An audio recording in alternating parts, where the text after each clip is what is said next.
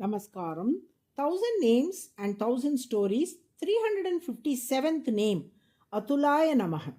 Some people came to Nammalvar and said, "You sing as though the Jivatma, that is the individual soul, and the Paramatma, that is the supreme soul, are distinct and separate." That is incorrect.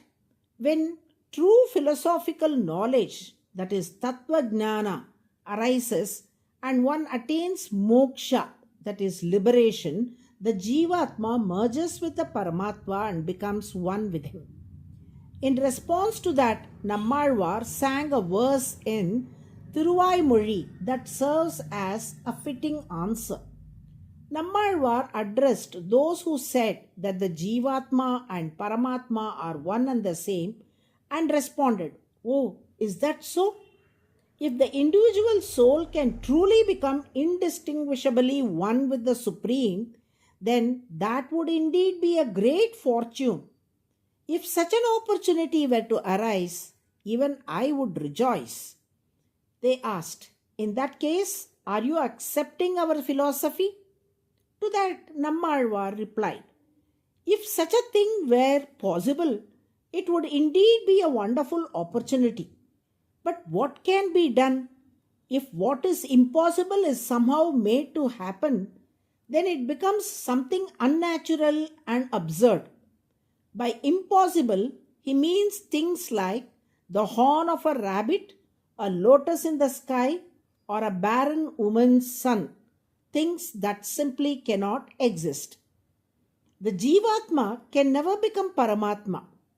Even the Devas and the Upanishads do not accept such an identity or oneness. Can this individual soul, the Jivatma, ever become like the one who is identified by the Garuda flag? The Garuda flag is an exclusive and unmistakable symbol of the Supreme Lord.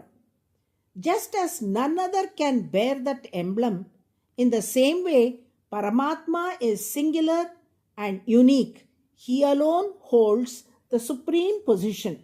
The Jivatma can never become Paramatma, nor can it attain oneness or absolute identity with him.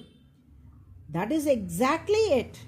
Even in the state of moksha, that is liberation, the Jivatmas remain as Jivatmas and the Paramatma remains as Paramatma. The Jivatmas experience the bliss of the Paramatma and continue to serve him eternally. So many have spoken as though they have merged and become one with the Supreme Lord. Can you deny all of that? They asked Nammalvar. For that, Nammalvar says, he created liberation as a prize created as liberation. I say this is based on very foundation of the Vedas. But those people without understanding the matters through the scriptures, relying instead on their own imagination, declare something of their own as liberation and continue to hold on to it. There are those who go around claiming to be yogis, saying they can move freely across past, present, and future, speaking of things that are just their own imagination and not really possible. Yet, in all times, past, present, and future, there is no shortage of people caught in the cycle of birth and suffering, who, under the name of yogis, continue to thrive. But we must understand through the scriptures that God is beyond comparison and it is not possible for us to become equal to Him. This is the truth we must realize. Thus, he gave the answer. Tula means one who is equal or someone else.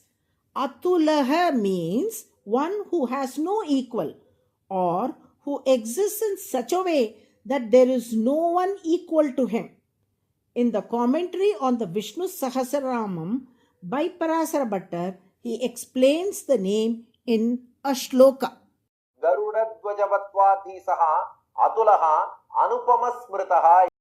The meaning of it is the Supreme Lord, who has Garuda as his emblem, moves like a wind, is beyond comparison, without equal or match, and is full and complete in every way.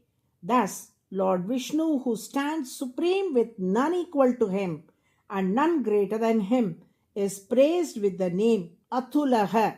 This is the 357th holy name in the Vishnu Sahasranama. Devotees who chant Athulaya Namaha daily will receive the grace of Lord and attain a very elevated state in life. Narayana, Narayana.